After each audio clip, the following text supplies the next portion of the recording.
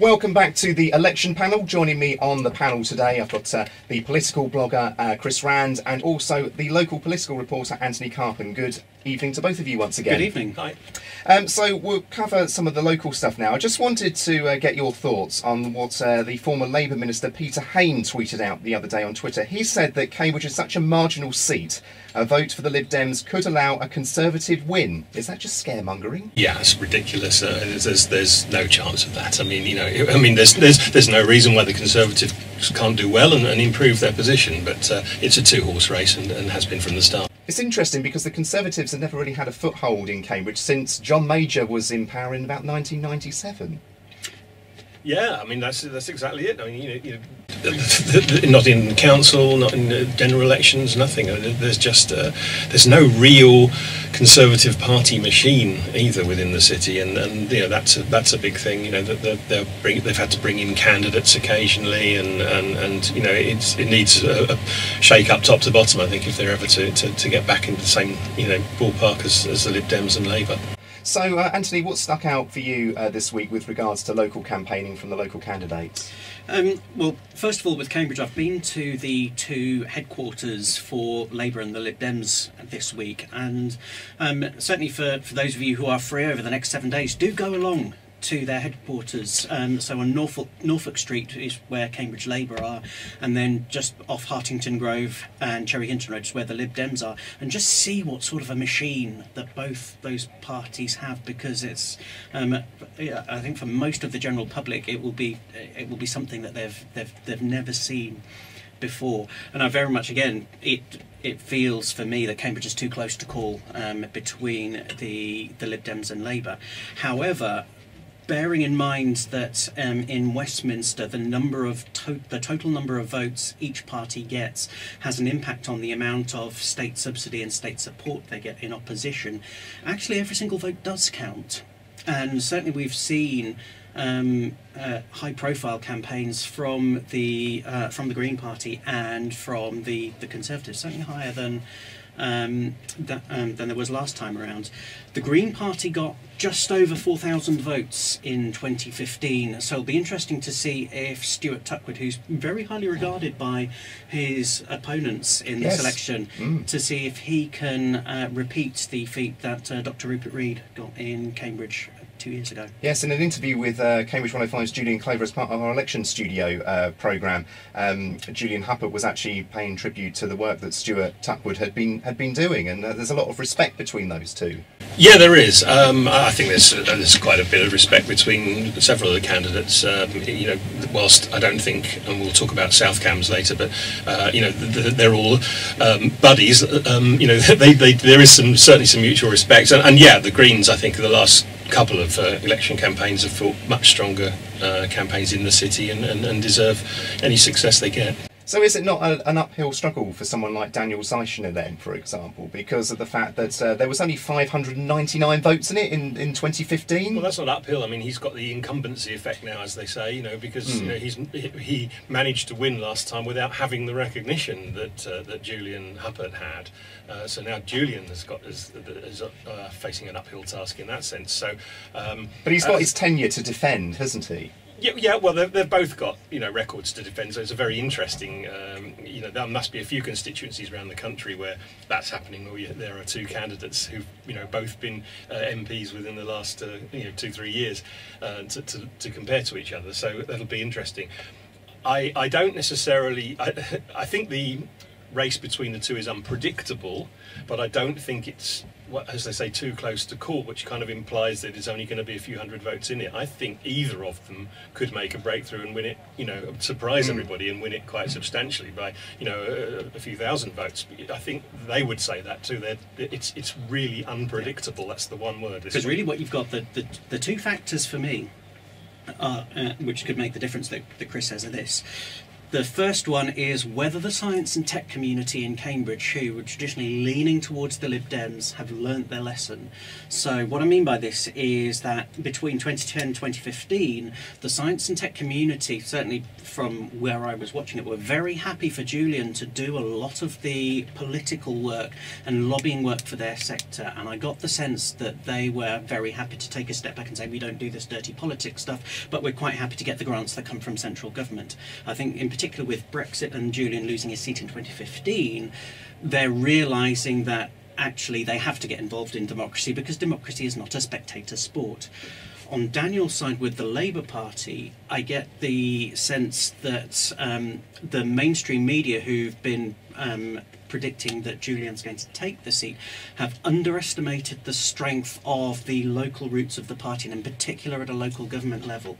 And if you look at the numbers of people who are getting involved in Daniel's campaign, it's a huge number of people, and that's why I'm saying you've got two machines of equal organisation, of equal size, going head to head, and that's one of the reasons why I still think it's going to be too close to call.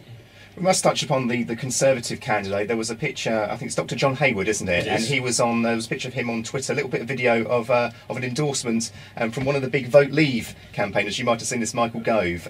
Is that really going to work in his favour in a city like Cambridge, which voted overwhelmingly to remain? Well, you know, there is a Leave vote, and it's there for him to mop up completely, isn't it? Because there's no other candidate going for that vote, and you know, so it may not be a large part, but you know, in a race where you have four strong candidates, which we do, you know, you're not going to need you know, 50% of the votes to get elected. In fact, you know, it's possible you could get elected with 30% of the vote. You know, so you know.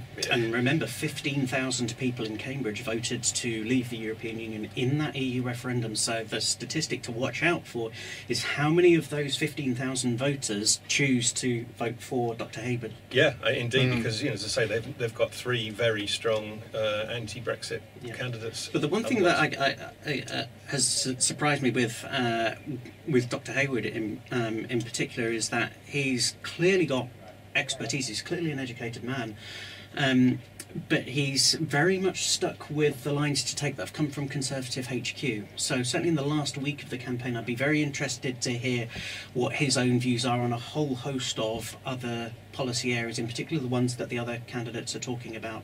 And also I think local to Cambridge, the one thing that I've been surprised that we haven't heard much of is everything around air pollution, which I think is becoming, if you've seen the newspaper, the local newspapers, the Cambridge News and the Cambridge Independent in particular, have been raising this issue. This is has become an issue that's been raised repeatedly at a local council level, and I would like to see the candidates discussing that and what their party's policies are to deal with it. Okay, turning your attention to South Cambridgeshire, that's Heidi Allen's constituency, who's the incumbent, who was the incumbent Conservative MP. What do you make of what's been going on there then, Chris? Well, we've got, we only had one change of candidate from 2 years ago. The Lib Dems changed their candidate from Sebastian Kindersley to Susan van der Ven. The other three candidates are the same as before. They all got on, certainly outwardly, got on tremendously well with each other last time. We had some really excellent hustings where they were just civil and polite to each other. And it's been very interesting this time already, because you know, it's very relaxed, very laid back.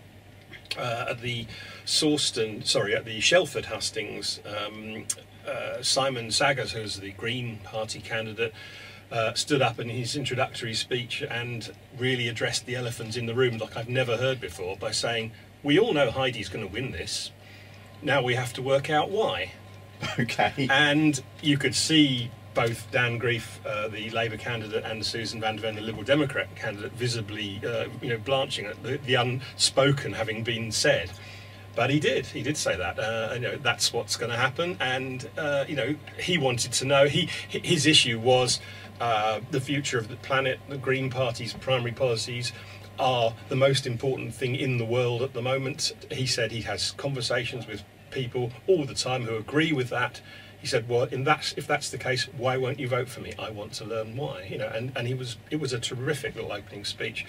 But as I say, it can only be in a climate like we have in South Cambs, where the candidates do all get on and understand each other, that someone could actually stand up and say that.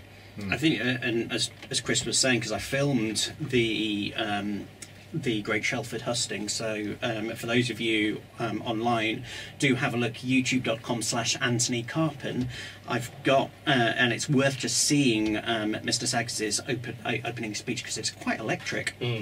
And the other thing we had in that hustings was some very, very strong defences of national policy, and I think in particular I uploaded a video of Mr. Grief Downgrief, the Labour Party candidate, in particular when one of the Conservative supporters went after him over the Labour Party policies of nationalising the railways and nationalising the water, and he had a very, very robust response, which got a lot of applause in the room. I think he was not afraid to deal with the issue and make the case for those specific policies, even though perhaps knowing that to some people in the room they would be very unpopular. He was wonderfully engaging as well on that, in that respect, and you know, I think really got everyone on side. He said, "I'm on a roll here." You know, he really was. It was terrific. So if I could mention before we finish on South Cams that we're having a hustings weekend coming up. There are hustings on Friday, Saturday, and Sunday night. Friday at Barrington, the Royal Oak. Saturday in Sawston at Free Church, and Sunday at All Saints in Cottenham. And also, for those of you who can't make it out there, we have 7:45 on Friday. We're going to get the candidates in South Cams around the table to chat with Julian Clover of this parish and just meet them all, and it's going to be broadcast live on YouTube. So if you would like to watch that, if you watch it live, you can you know, throw in your questions and that sort of thing online, which will be really good. 7:45 to 8:30 on this Friday night. Yeah, you need to go to southcamsmp.co.uk for all the details on that. And finally, just to wrap up, South East Cams as well, Anthony. Just tell us about what's been going on there. Yeah, this for me has been absolutely fascinating, because I've been to 2 hustings, and again I filmed them both. South East Cams. So it's for those of you living in Lytton, really between Linton and Ely. We've got Hugh Jones for the Labour Party, we've got Lucy Nethsinger for the Liberal Democrats, and we've got the incumbent Lucy Fraser QC, who I think was one of the youngest QCs in the country, who's been the Member of Parliament for the past 2 years in that neck of the woods. The hustings were very, very tense. Well, certainly the Waterbeach husting was very, very tense in terms of the exchanges. I also got the sense that Hugh Jones was much stronger this year in the hustings than he was 2 years ago. Very, very clued up on the certainly on the policy lines, and also this time around Lucy Fraser obviously had a record to defend, whereas last time around Lucy Fraser was coming in very, very new. The Lib Dems have got a different candidate this time, Lucy Nethsinger, a local councillor here for Newnham in Cambridge City, whereas last year it was Jonathan Chatfield.